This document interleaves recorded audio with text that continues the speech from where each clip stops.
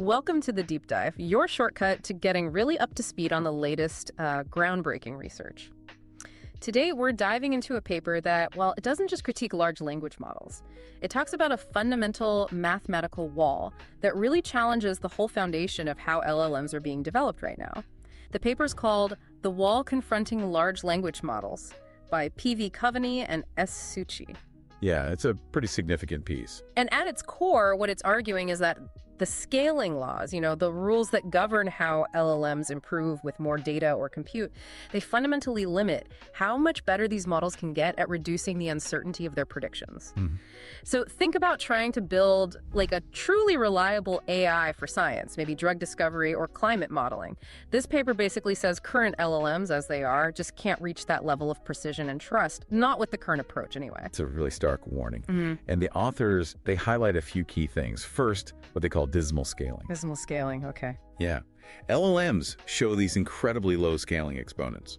What that means for you listening is that putting in absolutely astronomical amounts of compute and energy gives you back only these tiny, minuscule gains in accuracy. How tiny are we talking? Well, get this.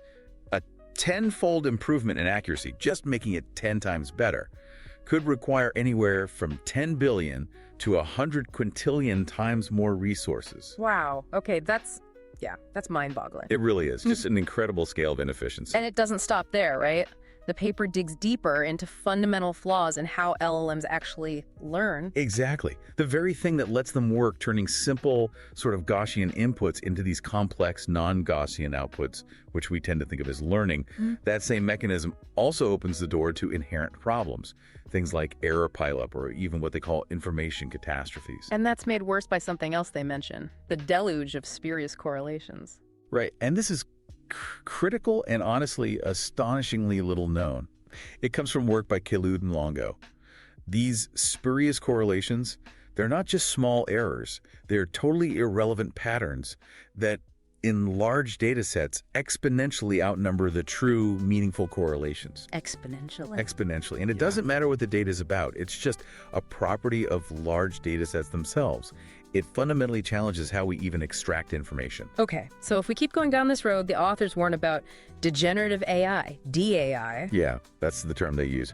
But, and this is really the crucial takeaway, they say it's not inevitable. We can avoid it. It requires a paradigm shift. Yeah. We need to stop just throwing more compute and data at the problem, that brute force scaling, and instead prioritize, deep insight and really understanding the structure of the problems we're trying to solve. It's easy to get caught up in the AI hype, isn't it? I mean, we've all seen these incredible, awe-inspiring things AI and machine learning can do. Definitely. AlphaFold, chess, go. Yeah, AlphaFold predicting protein structures, AI beating grandmasters, even apparently helping with Nobel Prize level research. The progress seems unstoppable, but this paper really hits the brakes on that whole narrative. It suggests there's this fundamental issue maybe hiding just beneath the surface that we're often overlooking. Precisely. Despite all the amazing results, the paper argues that LLMs are fundamentally mathematical black boxes. They lack genuine insight into the underlying physics or, deep conceptual understanding. They can look like they understand. Oh, absolutely. They generate incredibly coherent text, sometimes surprisingly insightful. But the paper argues that the kind of genuine understanding needed for reliable, precise scientific work, it just isn't there, not in a way that we can trust for high-stakes applications. And this lack of deep insight seems connected to their incredible hunger for resources. That's something else to really think about. It is. The paper notes that LLM development by the big tech companies has this insatiable desire for electrical energy. It's gotten to the point where they're actually talking about reopening and planning to build mini nuclear reactors just to power the data centers. Nuclear reactors for AI models. Wow. Think about that. These huge frontier models, trillions of parameters, they're consuming, get this, 100 million times more power than your brain. 100 million times. Yeah. And our brains have vastly more neural connections, maybe 10 to the 15, compared to an LLM's trillions, maybe 10 to the 14 at the high end. The efficiency difference is just staggering. It really highlights his fundamental scaling problem. Okay, so we're pouring unbelievable amounts of energy, money, compute power into these things, but what are we actually getting back for all that effort? The paper seems pretty pessimistic, suggesting the returns are, well, not just diminishing, but maybe worryingly small. That's exactly it. Take Yeah. GPT 4.5, for instance. Yeah. People speculate it's got maybe 5 to 10 trillion parameters. Yeah, and the API cost is apparently 15 to 30 times higher than GPT-4o. Oh. But the paper points out it offers nothing substantial in verifiable domains like mathematics and science. The improvements are mostly qualitative, better creative writing, summarization, things like that. Subjective stuff. And it's not just OpenAI. No, they also mention Meta's Llama 4 Behemoth, 2 trillion parameters, Yeah. which also seems to be underperforming relative to its sheer size. And you know, what's really interesting here is that the paper explicitly tries to fill this gap in the literature. It details the consequences of these really, really low scaling exponents. That's what underpins why we see such, frankly, poor performance for the absolutely astronomical investment involved. Okay, let's unpack this scaling problem more. What I found really helpful, especially coming from a scientific computing background, is how they compare LLM scaling to something we do understand really well. Traditional scientific simulations, like grid methods for solving differential equations. We know exactly how errors behave as we throw more compute at them. Exactly. With grid methods, you run smack into the cursed dimensionality, the CUD. Your accuracy just tanks in higher dimensions. If you're aiming for, say, p-order accuracy in danger dimensions, the error scales with the number of grid points, g to the power of minus p over d. So if the dimension d gets much bigger than twice the accuracy order p, you're basically stuck. Pretty much, yeah. For D2P, it becomes impractical fast. But then you've got things like Monte Carlo methods, right? They kind of sidestep the curse by cleverly sampling the important bits of the problem space. Right, they successfully combat the curse of dimensionality. And their error converges nicely, proportional to the inverse square root of the sample size. So error scales like g to the minus 1/2. Which means in higher dimensions like D4 for typical accuracy orders, Monte Carlo just blows grid methods away. Exactly. Okay, so how do LLMs stack up against that? What are the actual scaling numbers the paper uses? So they look at numbers reported by OpenAI back in 2020. For loss versus the number of parameters, p, the exponent, alpha p, is 0.075. For loss versus the amount of data, d, alpha d is 0.095. A bit better. Right. But for loss versus the actual computational cost, alpha c is only 0.05. 0.05. Wow, that's low. It is. Now, initially, the paper notes there's some apparently good news. Ooh. Well, there's no sign of overfitting, even looking back over decades of scaling attempts. And an exponent around 0.1 seems much better than what grid methods could do in really high dimensions. Like, for accuracy order 2, any dimension over 20 would give grid methods a worse exponent than 0.1.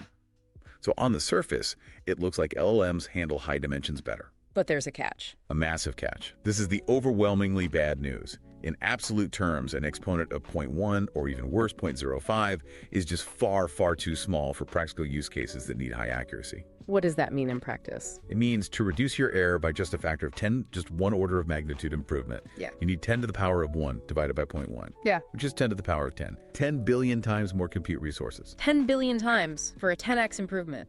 Exactly. And if you look at the power consumption exponent, 0.05 gets even worse. That's 10 to the power of 1 divided by 0.05, which is 10 to the power of 20. 100 quintillion times more computing power. I can't even really grasp that number. It's astronomical. It highlights the fundamental unsustainability. It's just not a viable path for high precision. They have a graph in the paper that compares LLM scaling to Monte Carlo, right? How does that look? Yeah, it really drives the point home. Imagine starting both methods at, say, 10 to the 14 parameters to get that 10x error reduction. Wow. Monte Carlo needs to scale up by 2 orders of magnitude to 10 to the 16 parameters. Manageable, maybe, but the LLM, it needs to scale by 10 orders of magnitude, hitting 10 to the power of 24 parameters. 10 decades versus 2 decades on a log scale? That's insane. It really is, and it forces you to ask, what is the actual return on this completely insatiable demand for energy and compute? The numbers just don't add up. It's not just diminishing returns anymore. It feels like a fundamental wall for anything needing real scientific grade reliability. So this grim math basically says brute force scaling for high accuracy is futile. Pretty much. Unsustainable and mathematically futile, at least with current architectures and methods. Okay, so why? Why are the numbers so bad? The paper gets into the root causes, right? There are two main things. Yeah, they dig into two core reasons. The first one is about the very nature of transformers, the architecture behind most LLMs. Right. They act like complex dynamical systems. And their distinctive feature is taking relatively simple Gaussian-like input distributions and transforming them into these really complex non-Gaussian output distributions. And that's what we think of as learning, usually. We naturally associate that with learning, yeah. But the paper argues that this very learning capability is inherently exposed to potentially catastrophic failures. Wait, so the thing that makes them powerful, that ability to create complex outputs, is also what makes them break? That sounds counterintuitive. Is it inherent to transformers, or does it only show up at massive scale? That's a great question. The paper suggests it's pretty deeply tied to their nature as these complex systems. It's a fundamental vulnerability. And if you connect it to the bigger picture, these non-Gaussian fluctuations often show up as fat-tail distributions. Fat tails, like where extreme events are more common than you'd expect. Exactly. Think black swan events, but in the model's output errors. This leads to what the authors call resilience of uncertainty, or ROU. Basically, because of these fat tails, you need way more data to nail down the uncertainty compared to a system with nice, predictable Gaussian errors. How much more data? Well, they give an example in the appendix. For a specific type of chaotic system distribution, a Lorenz-Cauchy one, getting the same accuracy as you would with a simple Gaussian process might need 100 squared. That's 10,000 times more samples. 10,000 times the data just because the errors are badly behaved. Wow. Yeah, it's like trying to predict every single lightning strike in a massive chaotic storm. You just can't feed it enough data points to capture all those rare but really impactful events that live out in the fat tails. And it's not just the output data, right? They also criticize the loss function itself. Right. The loss function in LLMs, they argue, is often just a pseudometric. It's a signal for the self-supervised training, yes, but it's not a direct measure of how good the predictions actually are, or if the model is truly converging on understanding.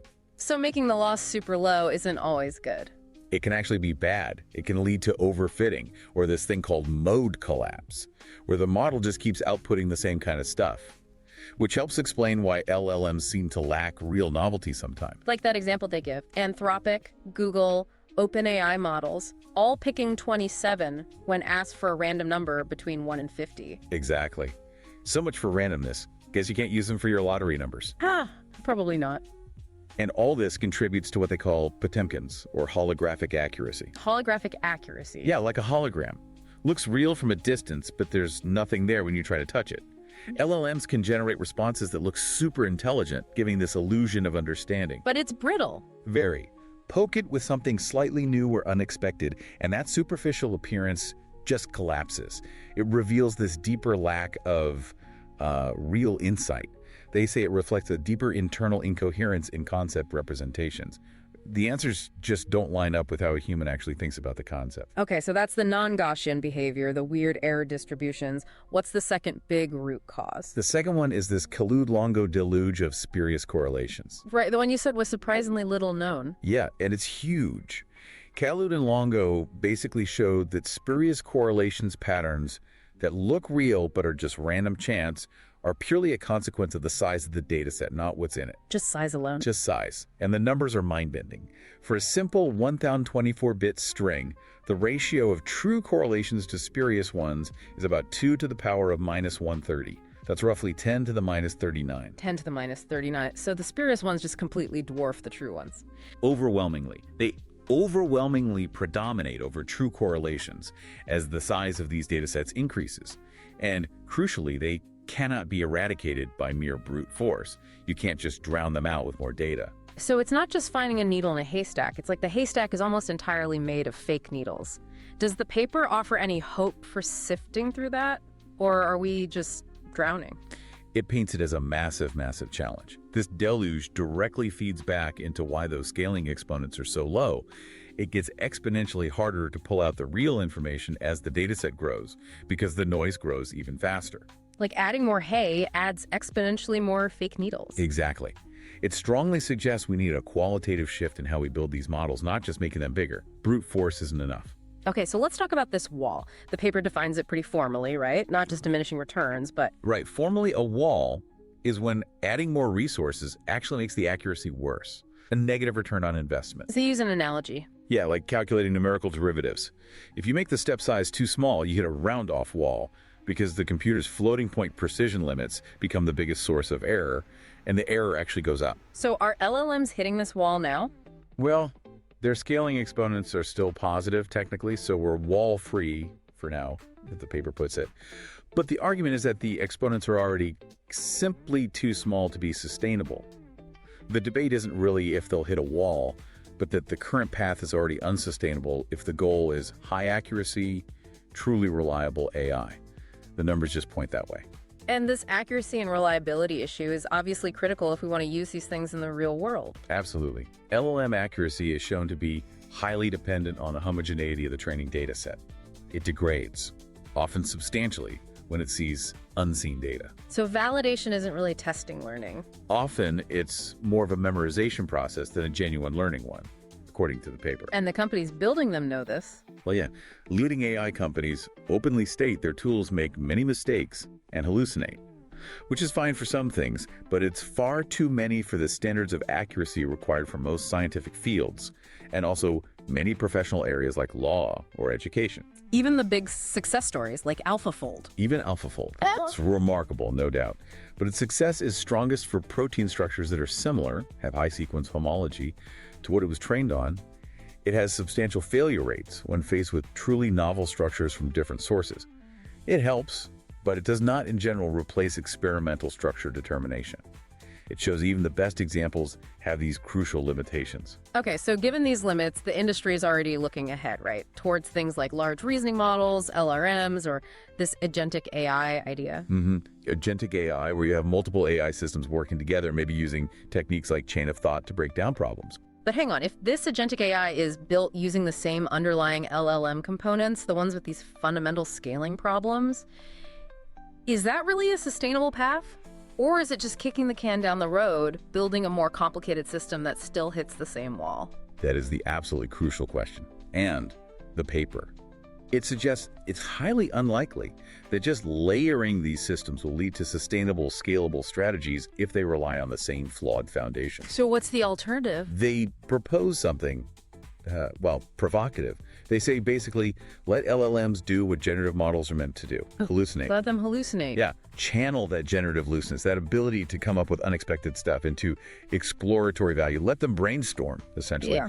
But then have other, more rigorous components handle the evaluation, the validation, the error checking. Any examples of that? They mentioned AlphaVolve, which apparently used an LLM to generate variations on code, but then used a separate evolutionary algorithm to actually test and select the ones that worked best. It's about using the LLM's strength generation without demanding precision. It fundamentally can't deliver reliably. This all leads up to their big warning about degenerative AI or DAI. Right. DAI, this catastrophic accumulation of self-feeding errors and inaccuracies, which gets even worse if models start training on synthetic data generated by other potentially flawed models. And they map out a causal chain for how this happens? They do. A DII causal chain. It Yeah. starts with SSE, those small scaling exponents we talked about, diminishing returns. Oh, right. That leads to NGF, non-Gaussian fluctuations, those unpredictable fat-tailed errors. Right, the unreliable outputs. Those fluctuations then drive ROU, the resilience of uncertainty, making the errors really hard to get rid of, Okay, makes sense. which eventually spirals into IC, information catastrophes, where the sheer volume of data polluted by errors and spurious correlations actually starts to degrade the useful information content. Wow. SSC day NGF, NGF, RUIC. That's quite a chain. And it highlights a core philosophical point they make. Data are often implicitly assumed to be the same as information, but this is obviously not true. More data isn't always better. In fact, they argue more data can decrease information if it's conflicting or, deliberately poisoned. And those low scaling exponents we keep coming back to, they show this near tie between the exponential growth of resources and the exponential decay of the true correlations with data size. The effort grows exponentially while the signal decays exponentially because of the spurious correlations. So how do we avoid this degenerative AI future? What's the path forward? The authors are pretty clear. Sacrificing understanding and insight on the altar of brute force and unsustainable scaling boosts the chances that it will indeed persist no matter how big the data. So stop focusing only on scale. Exactly. They argue the way forward is the scientific method. building robust world models, developing systems that have genuine understanding baked in. That's how you sieve off the true correlations from the vastly greater sea of spurious ones. Simply ignoring these fundamental limits, assuming brute force will eventually solve it. That strategy, in their view, is basically doomed to failure. It's a call to bring more physics, more information theory, more science back into AI development, not just bigger engineering. Precisely. Okay, so we've really deep dived into this idea of a significant wall-facing LLMs. It seems driven by these fundamental scaling law limits, the tricky non-Gaussian nature of how they learn, and this pervasive, maybe underappreciated problem of spurious correlations just swamping large data sets. And the paper makes a compelling case that just throwing more data and more compute at the problem might be, well, doomed to failure, especially if your goal is anything close to scientific grade reliability. It definitely gives you pause for thought. It really does.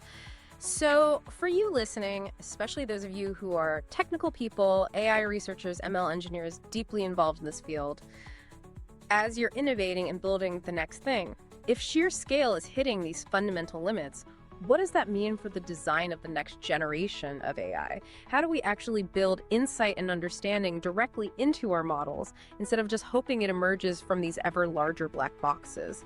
Think about the specific problems you're working on. Could any of them be tackled better by prioritizing structural understanding, by building in domain knowledge rather than just relying on raw data volume? Something to really chew on for your next project, maybe? Thinking about how you might design systems to sidestep this looming wall?